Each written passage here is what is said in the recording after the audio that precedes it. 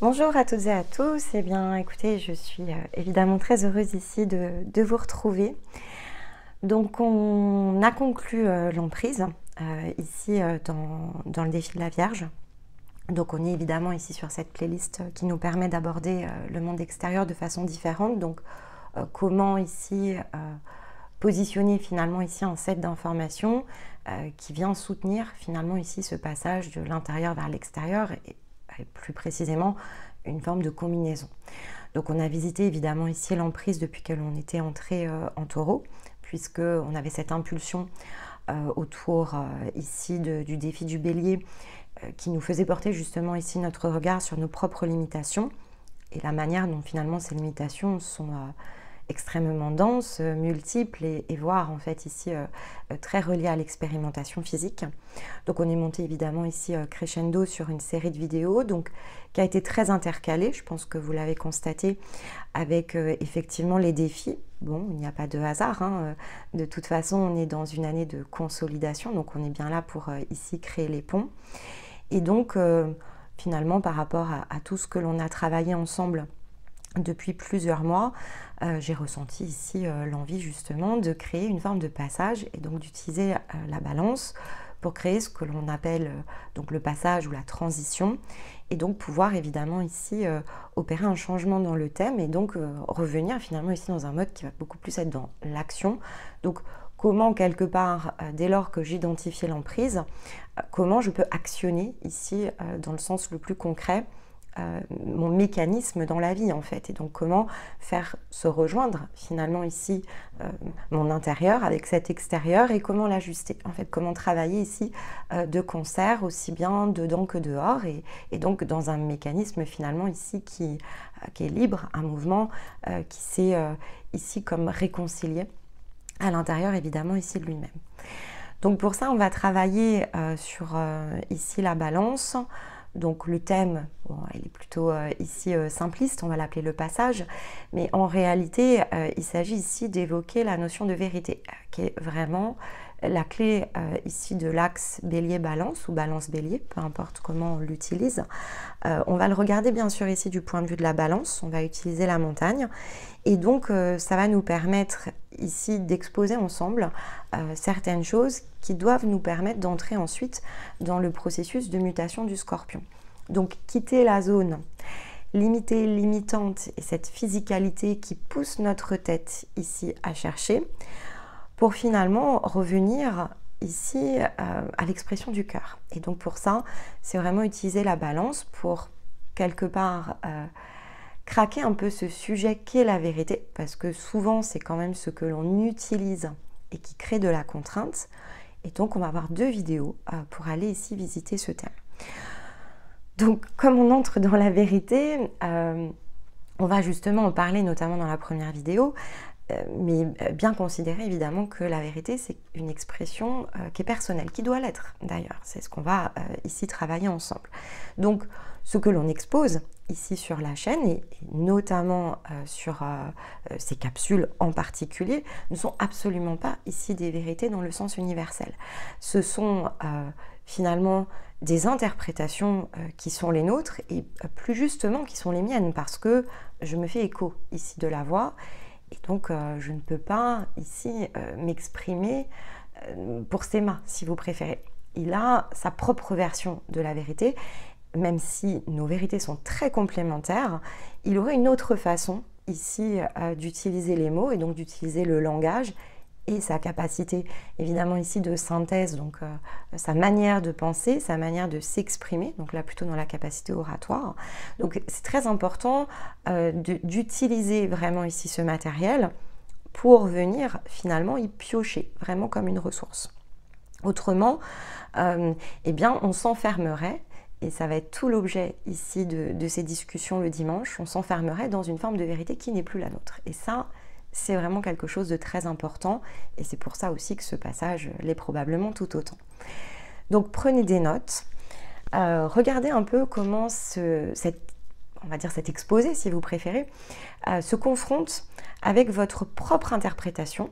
Ça va être, alors ça a été très intéressant depuis le début bien sûr ici de cette playlist, mais Ici, sur ces 2 vidéos de passage, c'est encore plus essentiel. Vraiment, ça va vous donner ici une information par rapport à la manière dont vous vous positionnez à un instant T. Donc, ce qui sera potentiellement capable d'être muté, finalement, ici, notamment dans vos réalités les plus physiques, ou les endroits où il va vous falloir approfondir. Parce que il faut que cette vérité soit suffisamment acquise quelque part à l'intérieur de vous.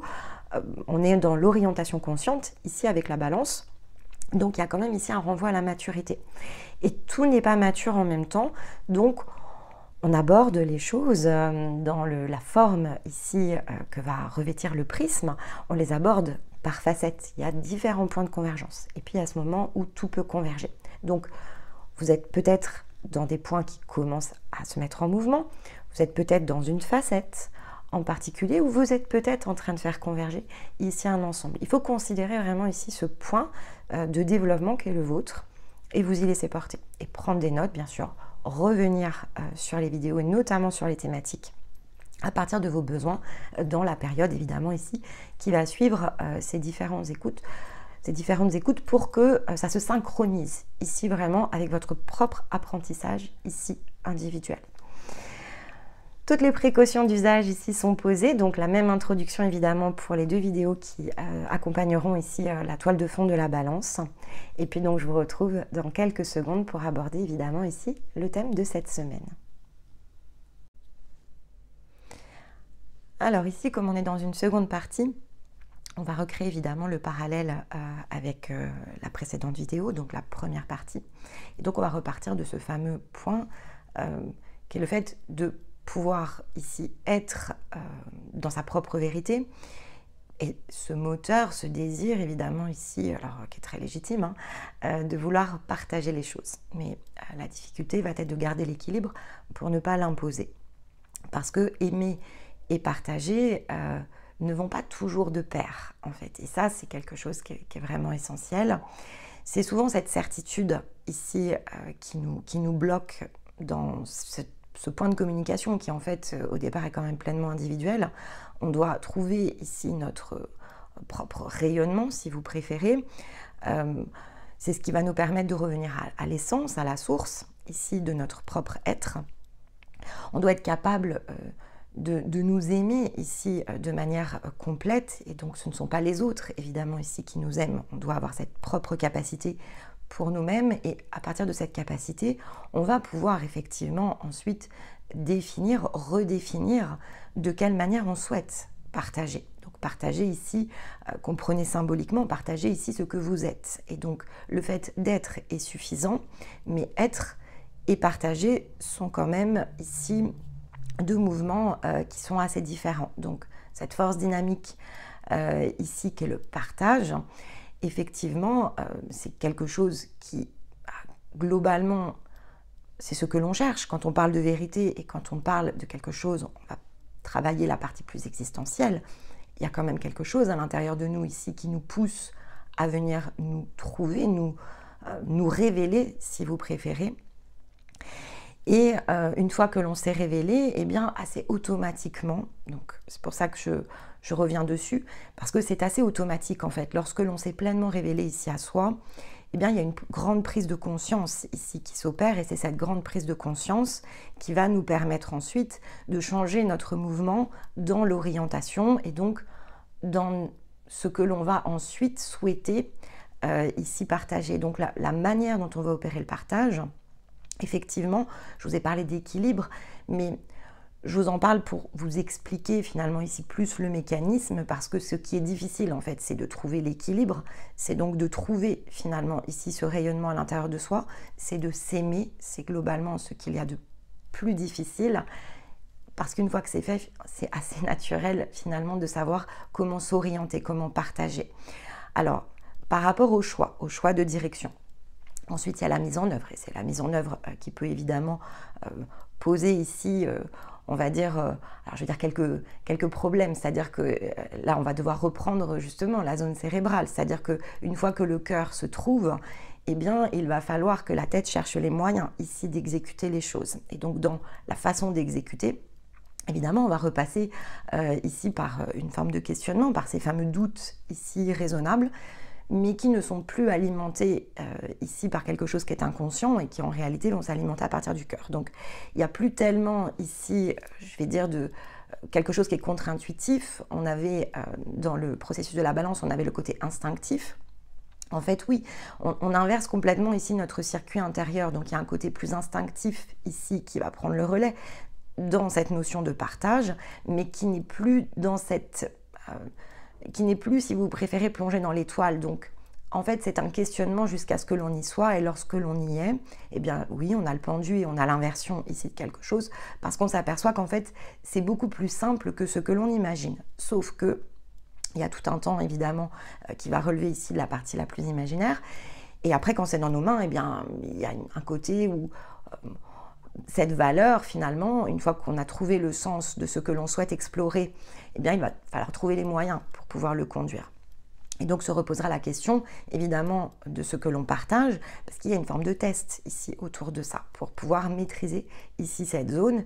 Et donc, toutes ces capacités, finalement, qui nous appartiennent et que l'on retrouve, eh bien, elles doivent pouvoir être mises en œuvre. Et donc, ce socle, si vous préférez, une fois qu'il est revenu dans ce qu'il est, dans sa version, on peut dire, d'origine, quand vous êtes dans votre être, eh bien, l'exécution, elle nécessite évidemment ici, puisqu'on est dans un monde qui est relatif et en interaction, elle nécessite de s'interroger autour des interactions. Et en fait, ce sont les interactions qui nous interrogent, et ce sont plutôt les moyens ici de conduire finalement notre direction.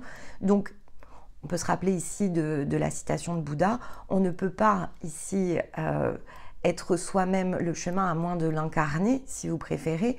Et donc ensuite, le chemin coule-t-il de source complètement dans le sens de la direction et l'orientation nécessairement, mais dans les moyens à mettre en œuvre pour atteindre ici les jalons de notre direction, c'est pas si automatique parce que il faut effectivement considérer tout un nombre de paramètres, mais on a tout ce qu'il faut en fait ici pour les considérer. Et puis surtout, le temps, la notion de temps, la notion d'effort, tout cela a tellement bougé qu'on ne s'interroge plus ici d'une même manière.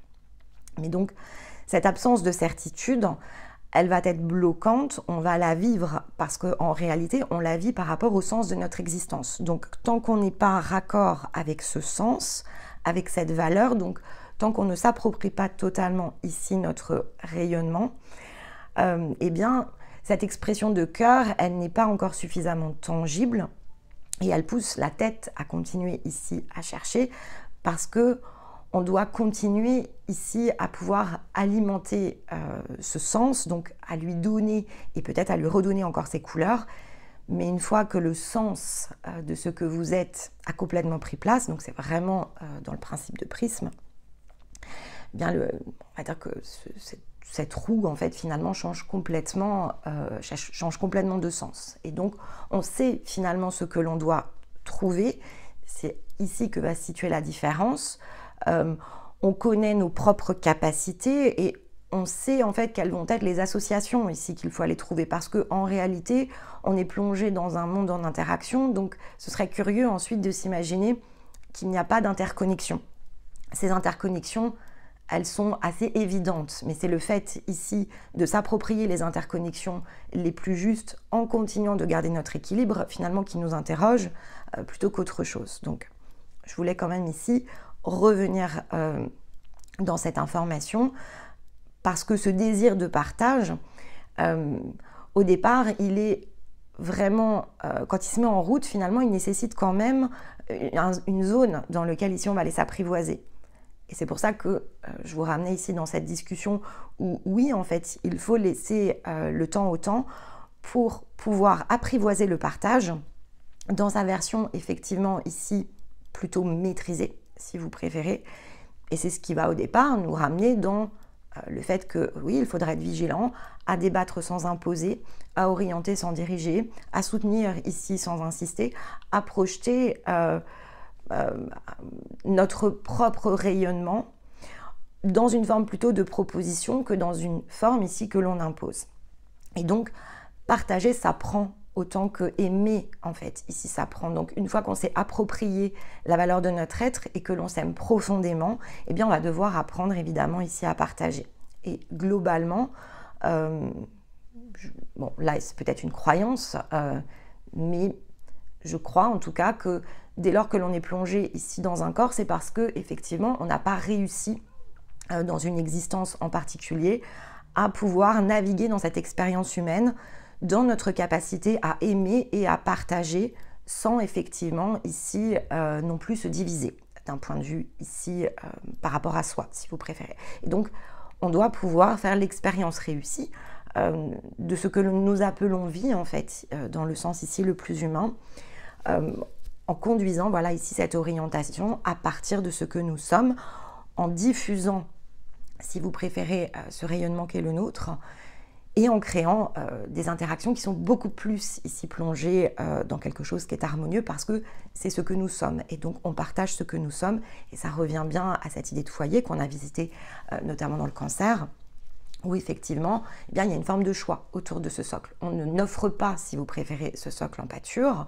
Et d'ailleurs, si on le fait, c'est ce qui provoque un décalage avec notre cœur, en réalité, parce que, eh bien, il y a quelque chose qui nous fait nous sentir pas à notre place, en fait. Donc, on revient bien ensuite ici dans des boucles.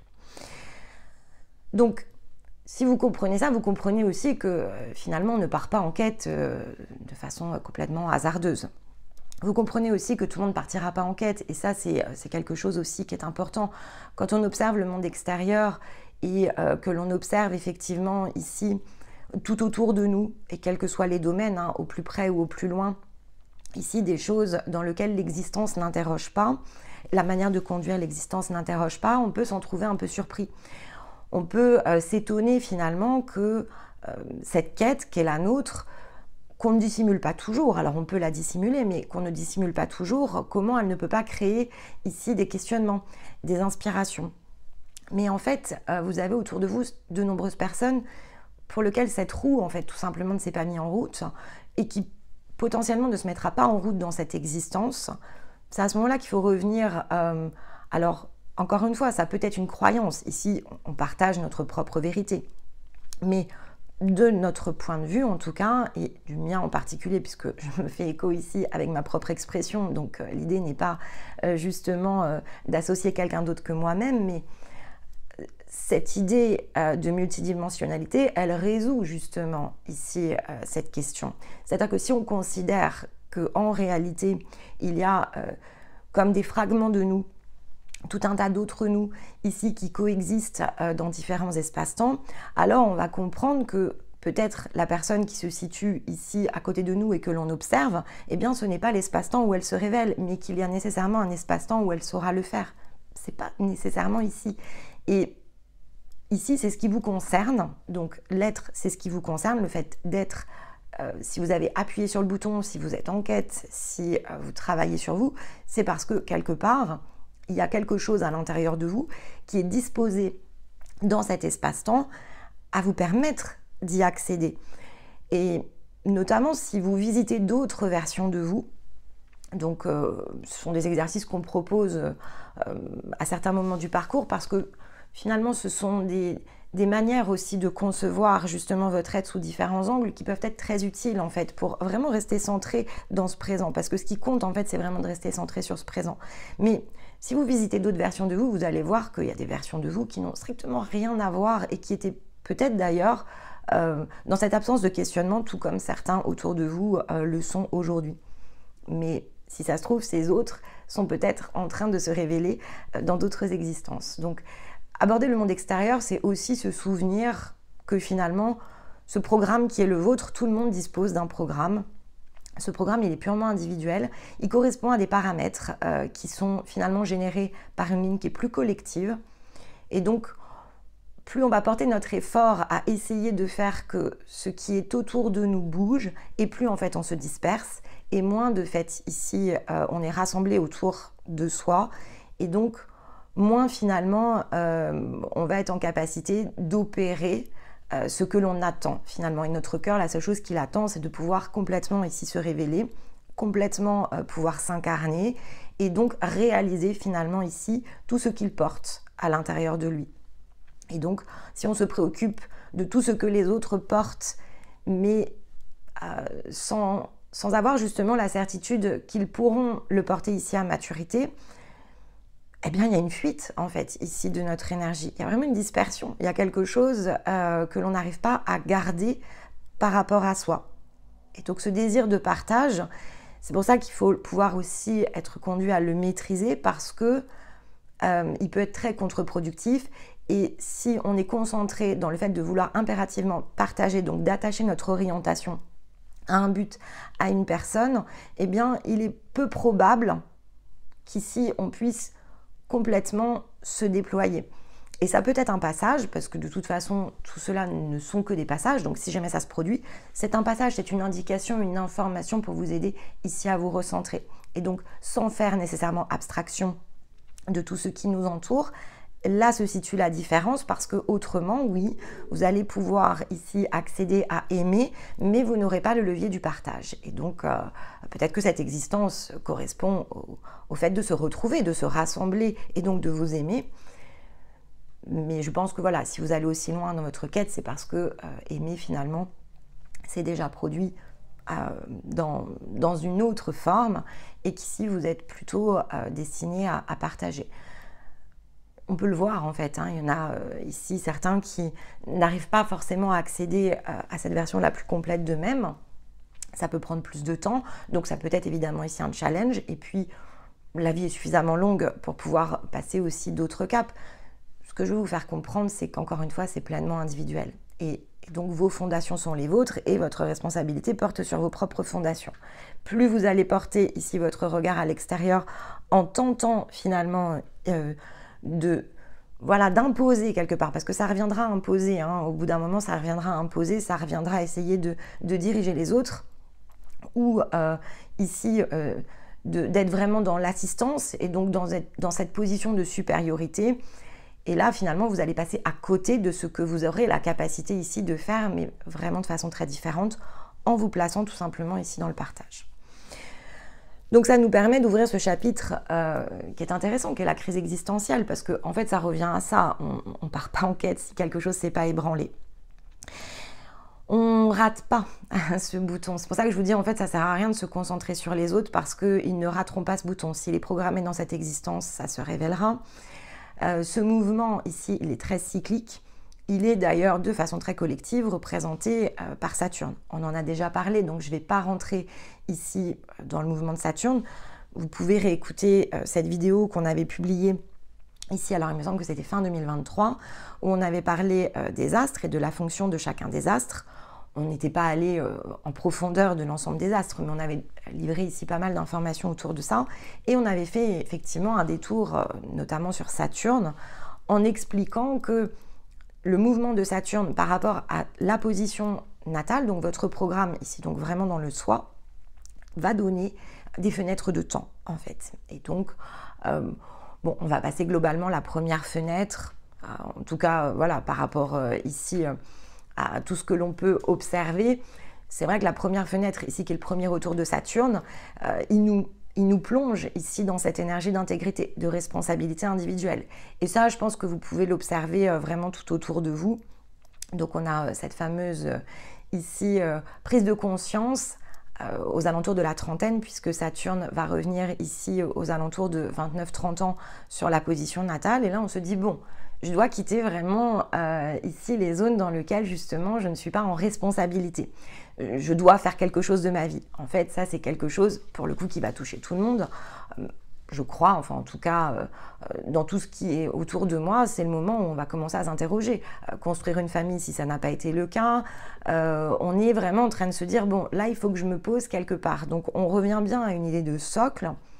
Ce socle peut effectivement être avec beaucoup de choses projetées, mais on va quand même choisir ici une orientation de vie sur le premier retour de Saturne qui effectivement nous donne un sens de direction qui peut être en décalage, bien sûr ici avec notre socle.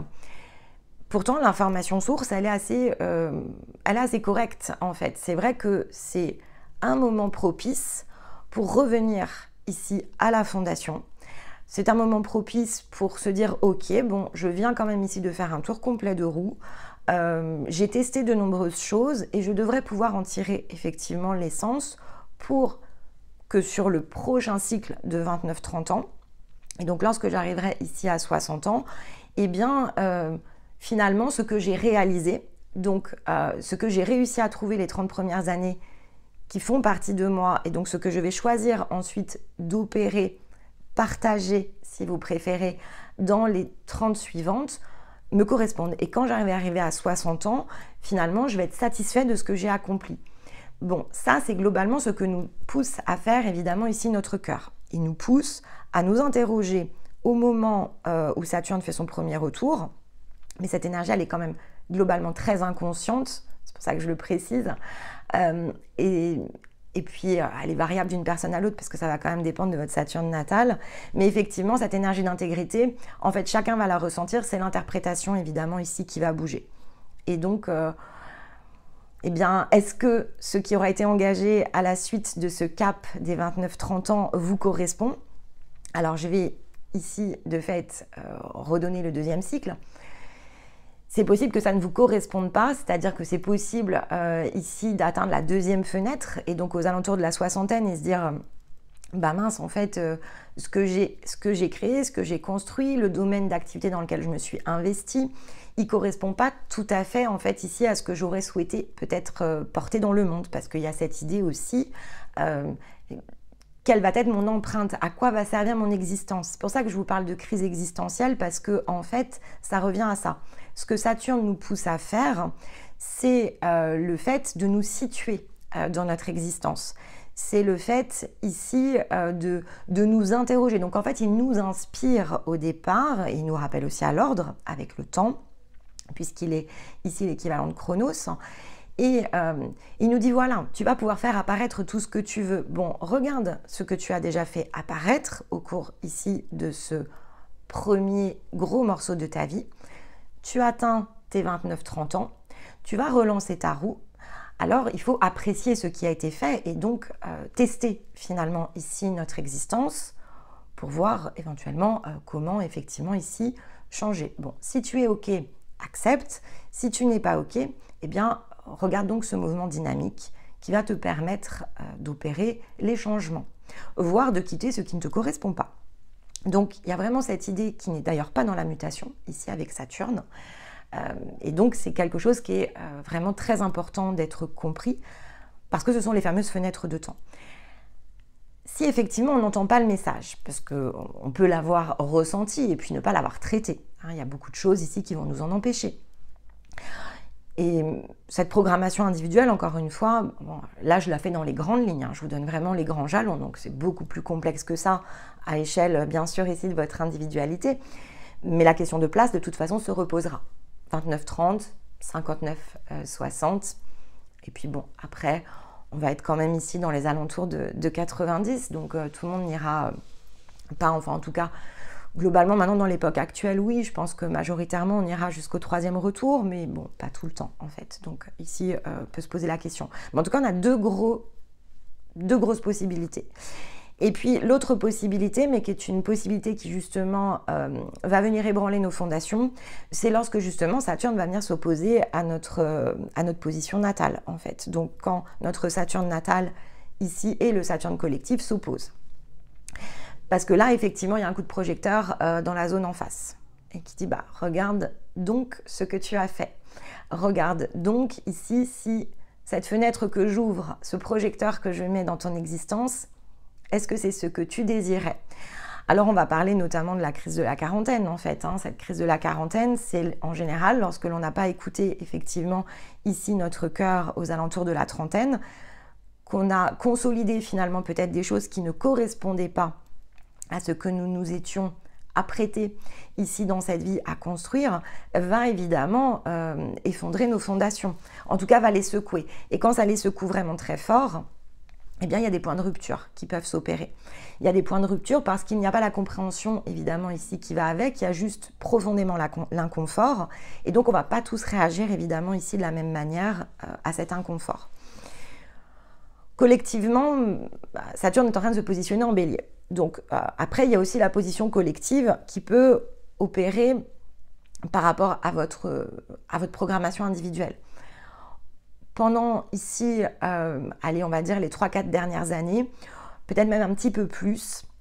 On va dire 5-6 parce qu'on va quand même englober ici le Verseau avec. Donc Saturne s'est baladé entre le Verseau et le Poisson.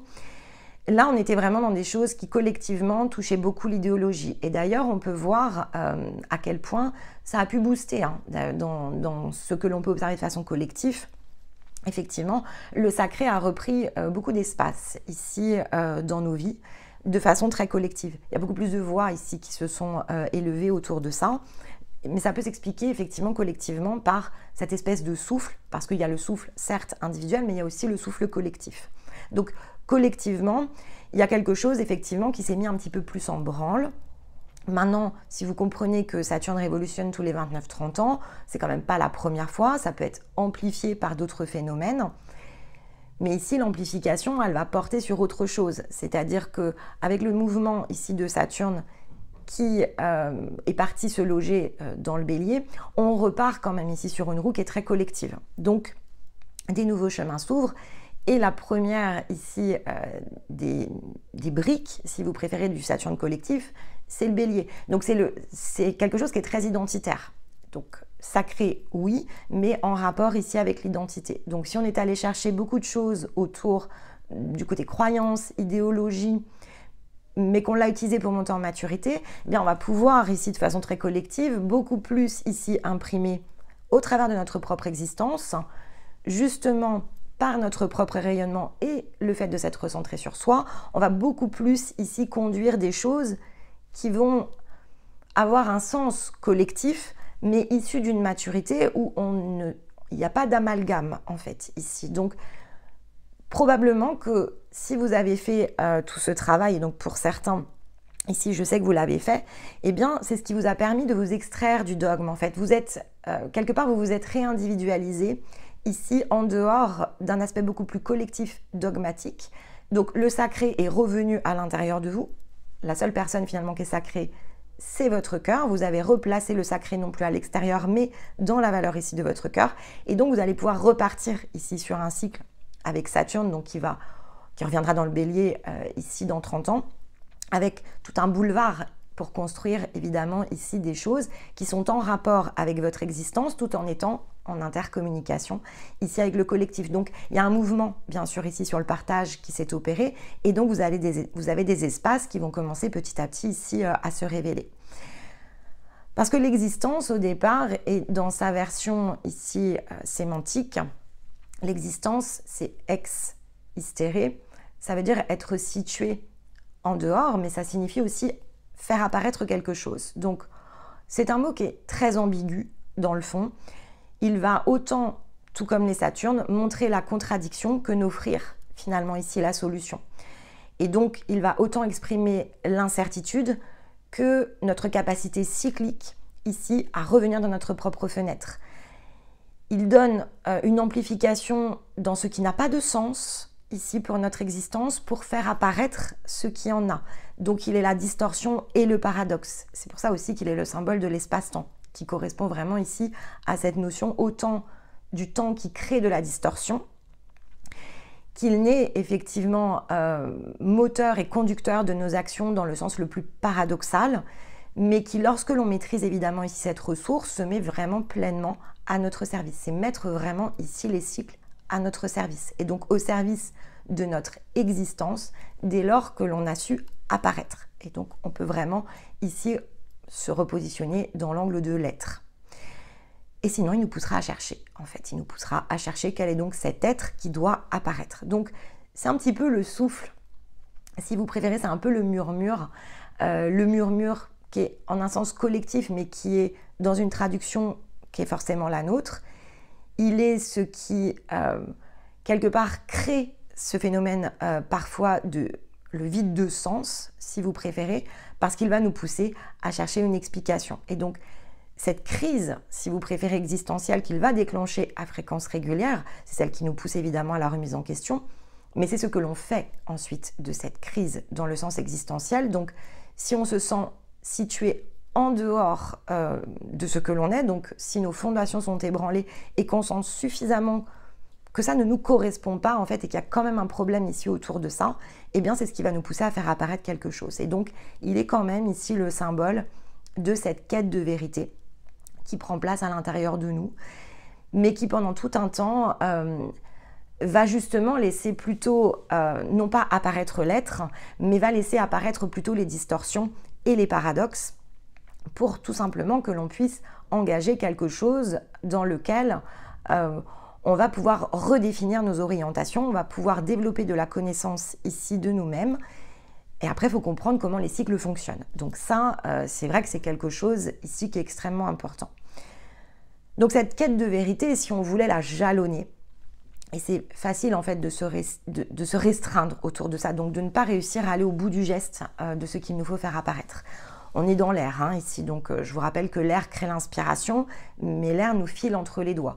Et donc il nous faut d'autres éléments ici à notre disposition pour justement pouvoir monter en maturité autour de ça. Et donc ne pas simplement utiliser l'inspiration, mais utiliser l'inspiration pour définir quoi en faire. Donc lorsque nos fondations sont ébranlées, certes c'est une porte d'accès, mais la première des portes d'accès, on n'est pas dans notre maturité en fait. Lorsque les choses ici se produisent, elles poussent à regarder un peu les choses autour de soi. Et donc autour de soi, on va regarder tout ce qu'il y a à notre disposition. On cherche la vérité, on ne se sent pas bien ici dans notre existence, et donc se disperser, se perdre dans tout ce qui se situe autour de nous, c'est quelque chose qui est évidemment très facile. On va faire beaucoup d'expériences autour de ça. Alors elles peuvent être ésotériques, elles peuvent être mystiques, elles peuvent être spirituelles, elles peuvent être religieuses. J'ai tendance à penser, mais ça encore une fois c'est plutôt ma vérité, c'est ma manière ici de percevoir les possibilités. Et donc elles ne sont en rien uniques ou effectivement elles ne sont en rien, si vous préférez, figées. En fait c'est pas sacré en soi, donc l'idée c'est pas de la figer. Et je pense qu'il y a plus d'un moyen ici de réaliser la quête. Ce qui est important, c'est la progression. C'est-à-dire que, en fait, je pense qu'on va passer par différents stades. Et encore une fois, c'est aussi parce que c'est ma propre version ici de ma quête de vérité. Je suis beaucoup passée, par exemple, lorsque j'étais jeune, par le côté plus religieux. Et donc, vraiment, pour moi, la notion de Dieu était très importante. Je sentais des décalages, c'est-à-dire que la manière dont on m'expliquait les textes... je sentais qu'il y avait des choses qui ne me parlaient pas en fait, mais par contre la notion de Dieu me parlait beaucoup.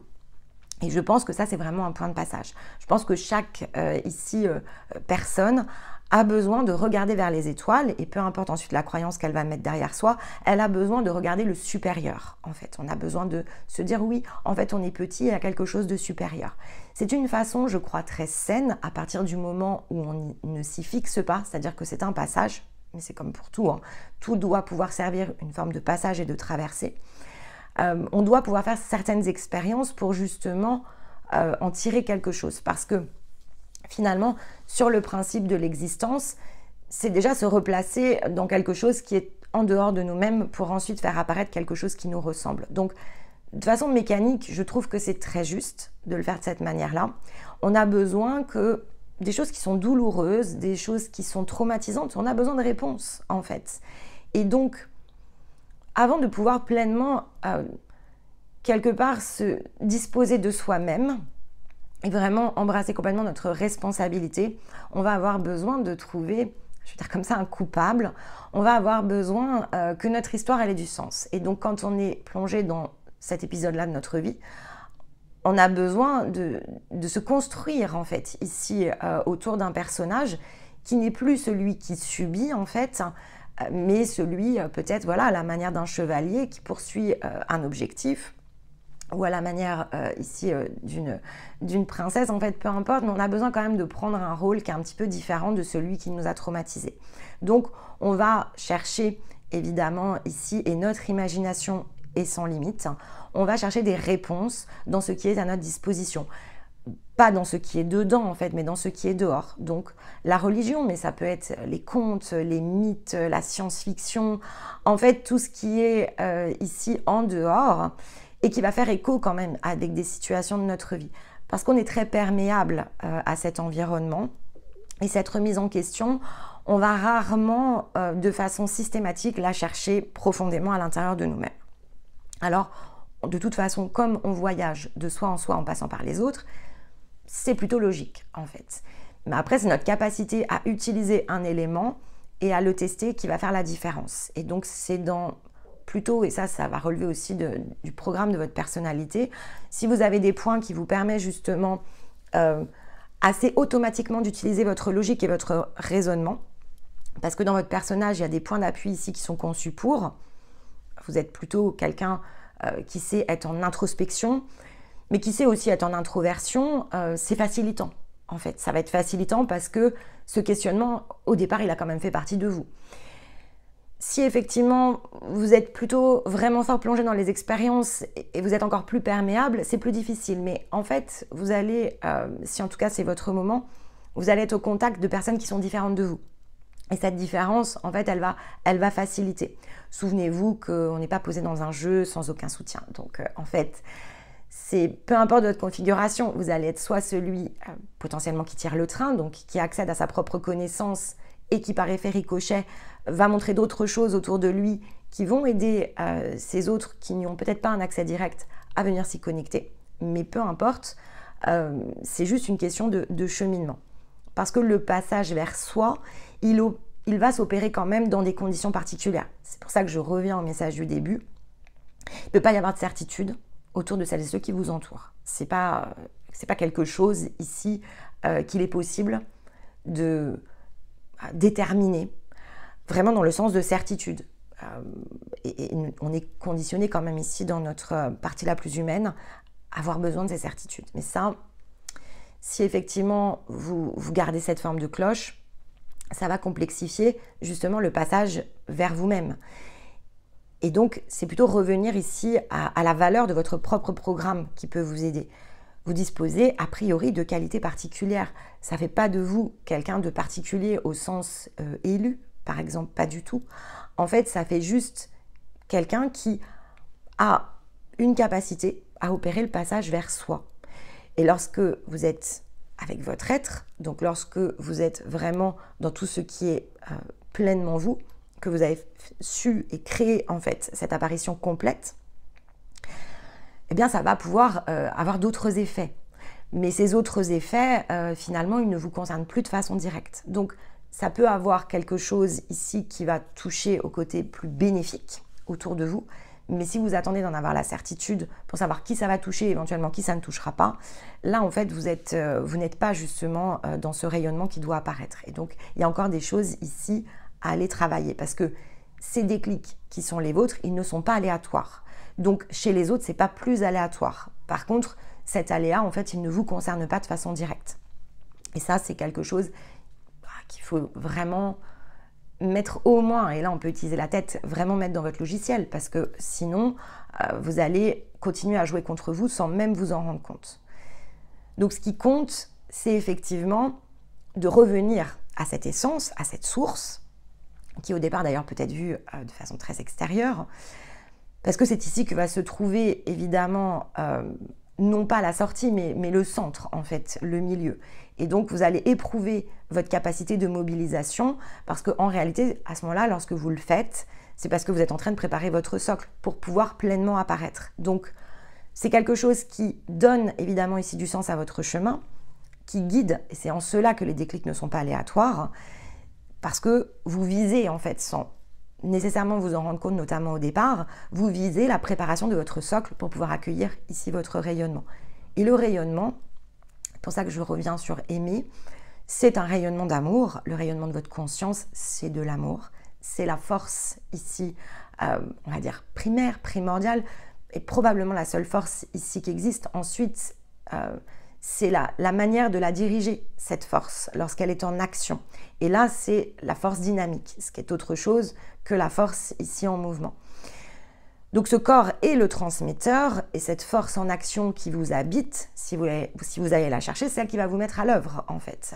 Donc qui va vous permettre de devenir pleinement et de façon alignée cet ouvrier finalement de cette force dans la matière. Donc ce rayonnement, il est fractal bien sûr parce qu'il est multidimensionnel au départ, il est divisé.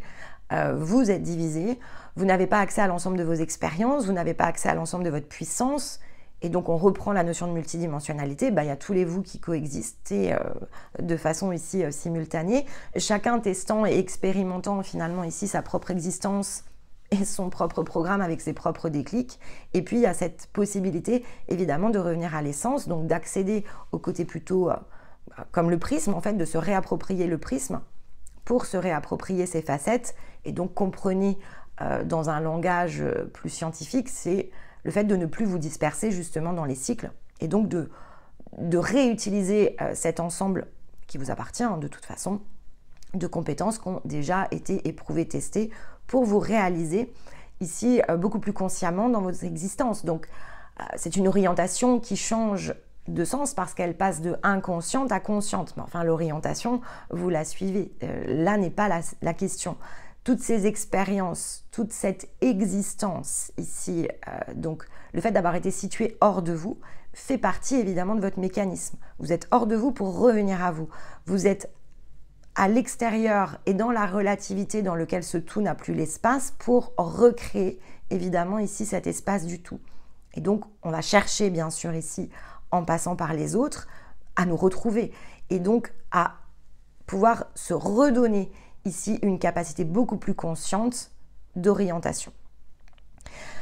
Donc définir son orientation et partager renvoie donc de fait ici à la notion de rayon. Il faut se réapproprier évidemment ici son rayonnement et revenir ne serait-ce qu'au mot rayon. C'est le fait d'émettre et de propager cette fréquence mais dans toutes les directions. Donc au sens figuré, c'est effectivement le fait de sentir cette action qui s'étend, comme le fait par exemple ici le soleil. Il inonde ici l'ensemble de la Terre chaque jour de ses rayons, et bien c'est le même principe. Donc symboliquement, ça revient évidemment à étendre son énergie tout autour de soi, à projeter finalement ici tout autour de soi. Alors, encore une fois, peut-être qu'on peut ne pas utiliser le mot projeter, c'est le fait de proposer sans finalement annihiler les autres en fait. Donc c'est de pouvoir rayonner, de faire ce qui nous correspond sans s'interroger ici de ce que ça peut créer ou générer sur les autres, simplement animer ici de cet amour en fait que nous portons à l'intérieur de nous, de cette existence qui nous appartient. Donc c'est vraiment de l'individualisation mais au sens le plus mature si vous préférez ici du terme. Parce que fondamentalement, si c'est ce que vous êtes en train de distribuer, c'est-à-dire si votre rayon ici n'est que de l'amour, tout ce que vous faites, et donc tout ce que vous allez partager à chacune ici de vos paroles ou chacun de vos actes, n'a plus rien de paradoxal en fait, il n'y a plus de distorsion autour de ça. Donc, on va chercher la certitude de savoir si on aura les moyens de réussir. Et en fait, la question, elle doit ici justement s'inverser. Pourquoi est-ce que vous ne pourriez pas réussir si c'est effectivement ce type de rayonnement que vous incarnez? À moins que ce ne le soit pas. Et c'est là où en fait le questionnement peut créer des va-et-vient. Si vous êtes en train de vous interroger sur le sens de vos actions, c'est qu'a priori vous ne vous êtes pas réapproprié l'ensemble de vos facettes. Puisque lorsque vous y êtes, ce que vous faites a du sens pour vous. Vous ne vous interrogez pas de savoir si ça a du sens pour les autres. Ça a nécessairement du sens pour les autres si ce partage ici en a pour vous. Cette interconnexion, elle a changé de sens. Et donc, elle doit pouvoir bien évidemment balayer ce qui n'en a pas. Mais ça, vous aurez senti évidemment ici la différence parce que votre orientation, elle sera consciente. Donc, vous êtes passé d'une orientation qui était inconsciente à une orientation consciente. Donc, si on raisonne de façon beaucoup plus scientifique, on va parler effectivement de cette fameuse propagation de notre fréquence, nos ondes, comme le fait une radio, si vous préférez. Donc, il y a un champ d'information qui est émis. Bon, eh bien, il y a ceux qui vont décider de se régler sur telle ou telle fréquence pour écouter telle ou telle nature d'information. Et c'est le même principe, en fait, ici. C'est-à-dire que si vous craignez que d'être vous, ici, vous isole ou vous fasse changer d'environnement, eh bien, regardez-le vraiment comme une onde radio. On a une multitude ici de fréquences radio et on fait des choix. En fait, on n'écoute pas toutes les radios. On va écouter ici des radios qui nous correspondent.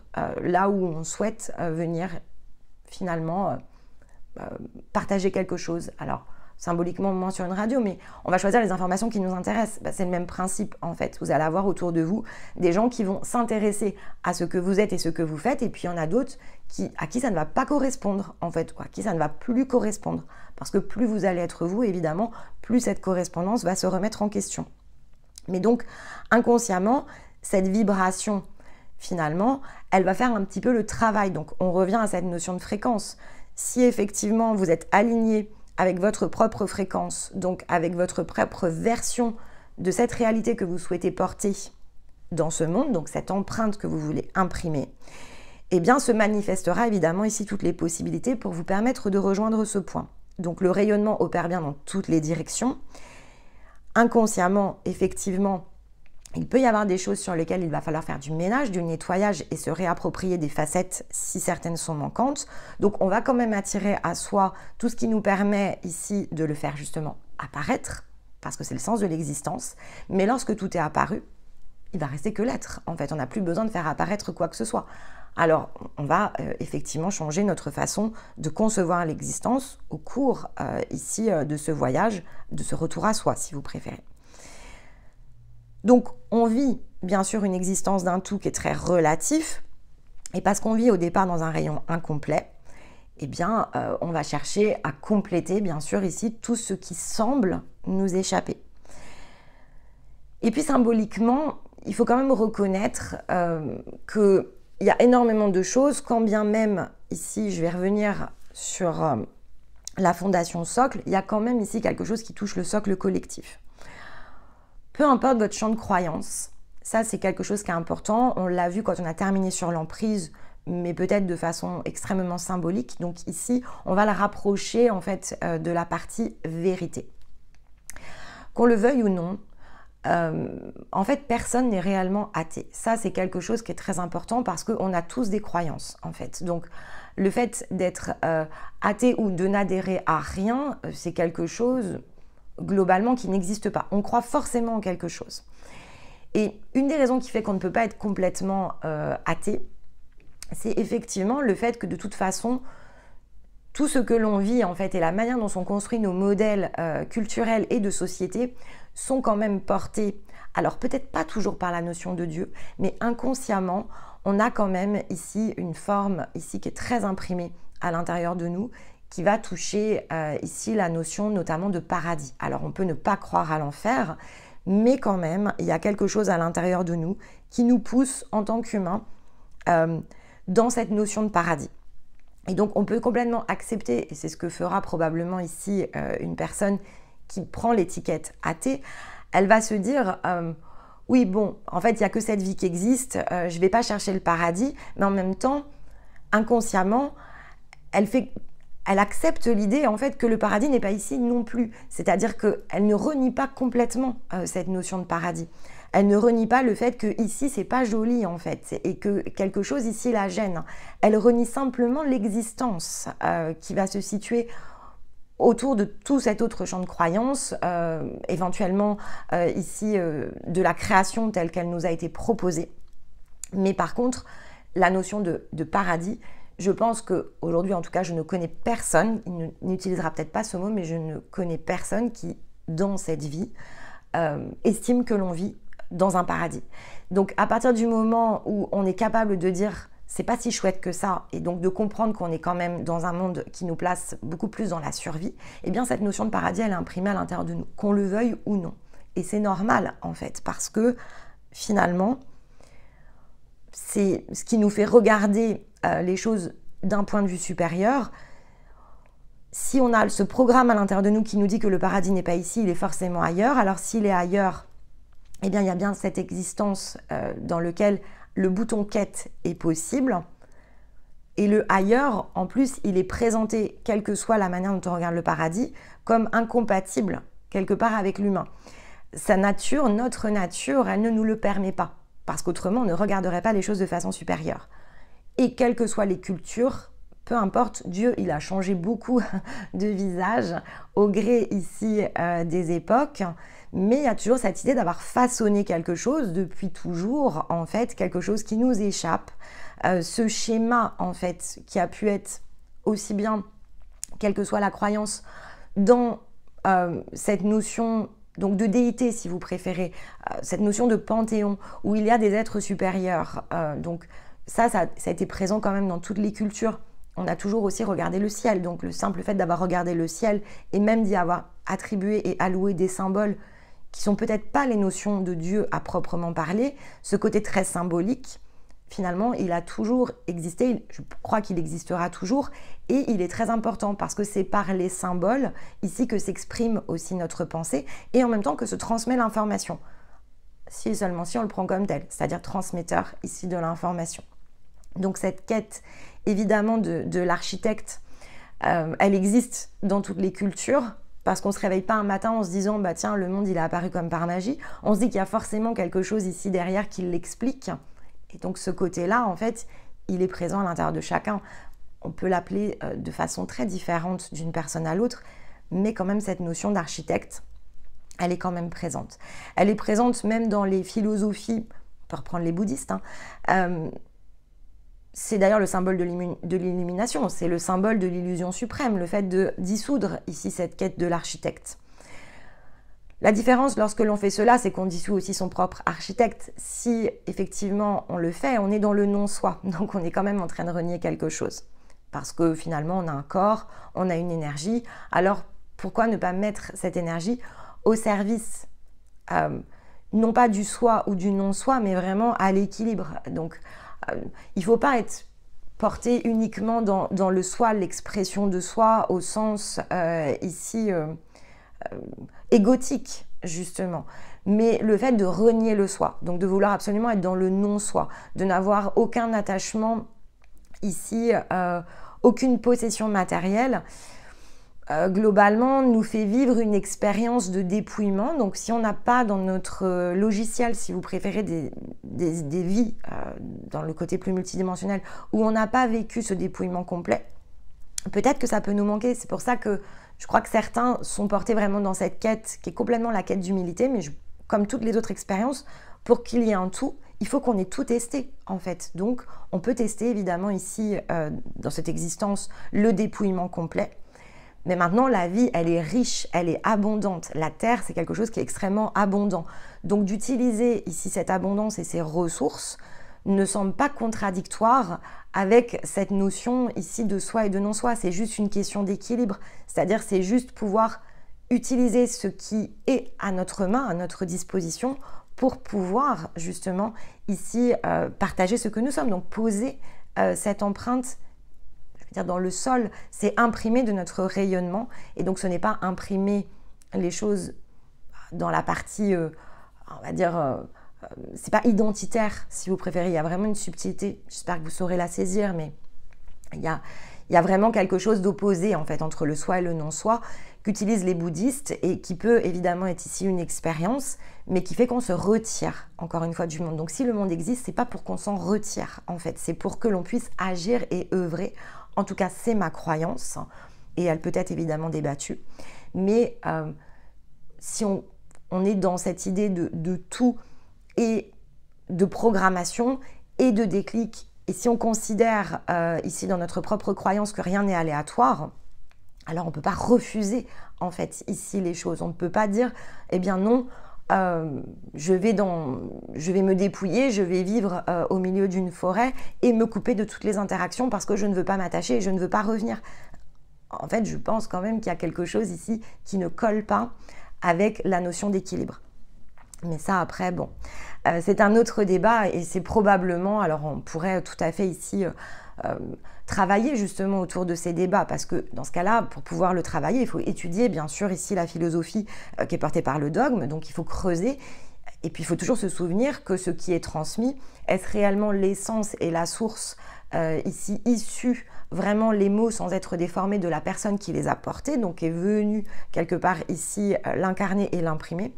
Là, c'est encore un autre débat, parce qu'il y a beaucoup de dérives en fait ici autour de ça, et beaucoup, comme on le voyait sur la première partie, il y a beaucoup d'auto-influence, et donc des choses qui ont été réalisées, produites dans un sens chronologique il y a 4000 ans, à quel point ça a été ici modifié, ajusté, adapté.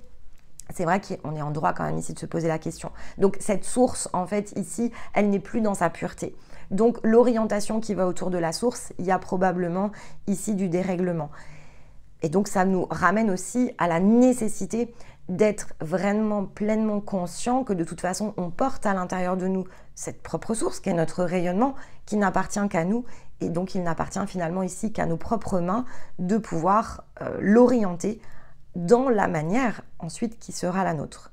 Et donc ça permet de prendre conscience que nous sommes à la manœuvre, donc dans la navigation, prendre conscience que le fonctionnement de nos propres expériences sont essentielles, qu'il faut pouvoir toutes se les réapproprier, qu'il est essentiel de se placer dans sa propre autorité, dans sa propre compréhension extérieure, que cette compréhension et cette vérité, elle n'est pas figée, elle est dynamique.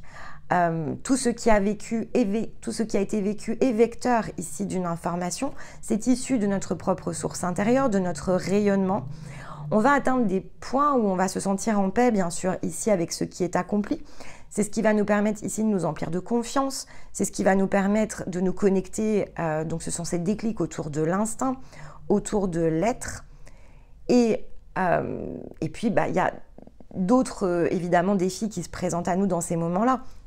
Parce que quand on se connecte à tout ça, il y a cette idée, évidemment, de savoir, et donc, par association de certitude, qui globalement va peut-être représenter ici cette dernière étape avant le partage, en fait. Et donc ça, c'est quelque chose, évidemment, qui est important. Alors, savoir, pour pouvoir le préparer, justement, ici, ce passage, et lorsque vous serez prêt pour pouvoir revenir ici, peut-être dans cette vidéo, pour vous aider à terminer votre traversée, savoir, en latin, c'est sapere. Donc, c'est le fait d'avoir de la saveur. Et là, dans ces moments-là, il faudra se souvenir, on va passer dans muter, hein, donc on va revenir, évidemment, ici, dans la zone d'expérimentation. On ne peut pas, ici, donc là on est bien dans l'empreinte, et on va repasser en scorpion-taureau. Et là on va avoir à nouveau cette possibilité de tester, parce que finalement, pour savoir, c'est pas comme si on allait nous écrire quelque chose et qu'on allait avoir la certitude dès le lendemain. Il faut comprendre qu'il y a un mécanisme qui nous permet ici de savoir. Et c'est le fait de pouvoir tester la saveur qu'a quelque chose. Donc, on ne peut pas évaluer la saveur sans expérimenter. Et là, revenez au basique, vous en tant qu'enfant ou vous avec vos enfants. Quelle est la première chose qu'on dit à nos enfants? Tu ne peux pas savoir si tu n'aimes pas, si tu n'as pas goûté. C'est exactement ici la même chose. L'expérience, c'est celle qui nous permet d'évaluer ce qui nous plaît ou ce qui ne nous plaît pas.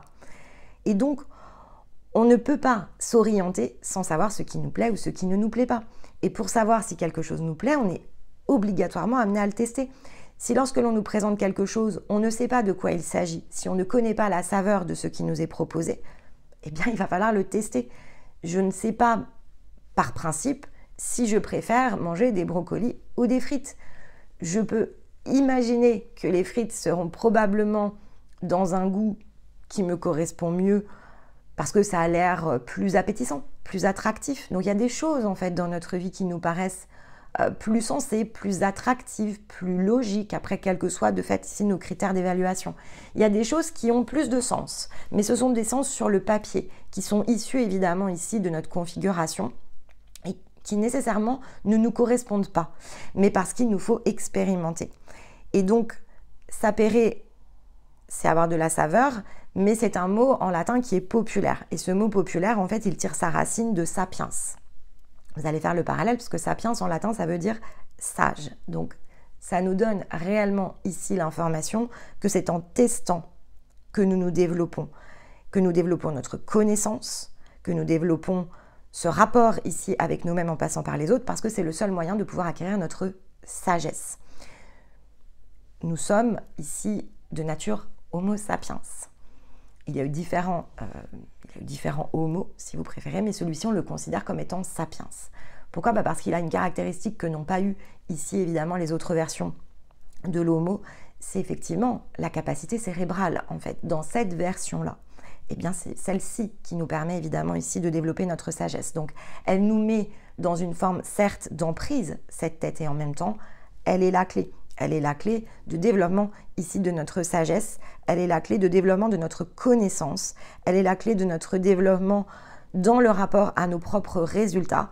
Encore faut-il pour cela être en capacité de se plonger effectivement ici dans les expériences, même lorsqu'elles sont situées en dehors de ce qui nous correspond, parce que pour faire apparaître ce que nous sommes, donc pour décider ici quel est donc finalement ce chemin qui nous ramène vers nous-mêmes, et comment, une fois que nous y sommes, orienter tout cela, eh bien, il faut avoir testé. Donc, on se divise pour évidemment mieux se retrouver, mais parce que cette division, finalement, nous apporte les clés pour conduire ici l'être. Et donc, pour pouvoir, quelque part, expérimenter ce rayonnement d'une autre façon. Et donc, pour pouvoir apprendre à partager, en fait. Non plus à simplement aimer, et c'était probablement d'autres versions ici de notre être, mais pour savoir partager. Et pour savoir ce que finalement j'ai la possibilité de partager, alors il faut continuer évidemment ici à expérimenter, il faut continuer à tester sans nécessairement être dans la certitude, mais en comprenant que le savoir ne se développe ici qu'avec l'expérience. Sans expérience, il n'y a pas de savoir. Autrement, je m'approprie quelque chose qui n'est pas finalement passé dans mon propre filtre.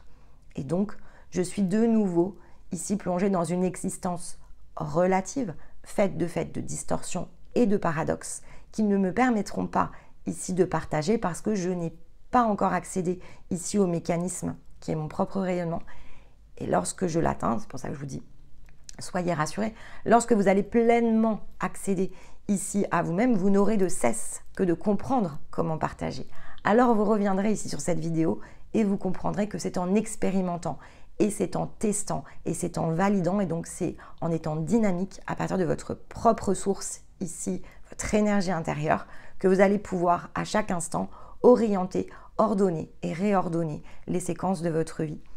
Non pas ici en cherchant avec la tête, mais parce que vous aurez trouvé évidemment ici ce cœur et donc que vous saurez dans quel sens vous souhaitez ici orienter votre existence. Et donc, pourquoi saisir une expérimentation plutôt qu'une autre et comment investir ici dans cette existence le temps qu'il vous reste quelque part. Et donc, ce qui est à votre disposition, ce sont toutes les ressources ensuite ici disponibles dans ce monde pour pouvoir, on va sortir de l'empreinte, pour pouvoir vivre ici, tout simplement. Ça va un peu au-delà de simplement imprimer votre existence d'un projet en particulier ou de quelque chose en particulier. C'est le fait de vivre pleinement, de sortir ici de ce mode survie, de non plus juste effleurer la vie, mais de la vivre. Et je crois que c'est la seule et unique raison ici qui nous fait nous incarner. C'est probablement, en tout cas c'est ma vision de la vérité. On se place ici dans des existences pour pouvoir vivre, donc pour pouvoir revenir à l'amour et pouvoir le partager. Et donc pouvoir co-créer ici des expériences qui nous permettent d'amplifier ici cet amour autant qu'il n'enrichit finalement ici notre regard au gré des existences, de toutes ces possibilités, de ces multifacettes en réalité que l'amour a finalement la seule capacité à nous montrer. Mais dans le sens évidemment ici de quelque chose qui est beaucoup plus, si vous préférez, physico-physique. Donc c'est cette capacité vraiment ici à aimer profondément et de façon, évidemment, on avait une vidéo ici sur l'amour, de façon très multiple. Donc toute forme d'amour ici a sa place et a sa place au sein de votre propre cœur. Mais vous avez également cette responsabilité autour du partage. Parce que si ce que vous partagez, évidemment, n'entre pas dans cette version de ce que vous aspirez à vivre, eh bien, c'est parce que c'est de votre responsabilité que de modifier les conditions ici de ce partage. Mais pour ça, ça passe forcément par le fait de muter quelque chose à l'intérieur de nous. Donc, c'est une vidéo, ce sont deux vidéos même pour être plus exact, qui permettent d'opérer la traversée, qui permettent de nous inspirer. Et on va travailler bien sûr ici dans le Scorpion au processus de mutation. Donc on va revenir dans cette idée de valeur et de sens de direction. Les choses doivent se faire par étapes. Mais ces notes, elles sont importantes parce qu'elles créent justement, et c'est ce que met en relief la balance, ce sont ces différences et ces difficultés ici par rapport au socle. C'est notre manière évidemment ici d'apprécier notre fondation. Et donc ces deux vidéos en complément de l'énergie de la balance, doit vraiment vous aider à prendre conscience ici des forces finalement qui sont en mouvement, qui ne sont pas des forces opposées, qui sont en réalité des forces complémentaires, mais que l'on oppose ici par notre appréciation de la relativité, par notre appréciation aussi de la vérité, par ce mouvement qui parfois se décale entre croyance et expérimentation, pour revenir à un ensemble sans s'y fixer. On va expérimenter, ça va changer nos croyances. Nos croyances vont changer notre façon d'expérimenter. Et l'ensemble, en fait, ici peut être harmonieux si et seulement si ça provient, en fait, ici de vous-même. Donc c'est vous qui portez en réalité la vérité. Ici, ce n'a de valeur que celle de vous inspirer à trouver justement ici cette vérité qui est la vôtre, que vous portez. Et non pas dont le monde a besoin, mais dont vous avez besoin pour pouvoir vivre cette existence d'une autre manière. Voilà pour cette vidéo, voilà pour ce passage, voilà pour cette traversée. Donc vous saurez évidemment ici me dire si tout cela crée les points et révèle bien sûr ici les mécanismes. Est-ce que ça fait apparaître, voilà, ici quelque chose au cœur de votre existence? On va donc aller conclure ensemble ce défi de la balance, justement. Et puis ensuite, on ouvrira la porte du Scorpion. Mais écoutez, en attendant de vous retrouver pour la prochaine vidéo, je vous embrasse et je vous dis à très vite. Bye bye.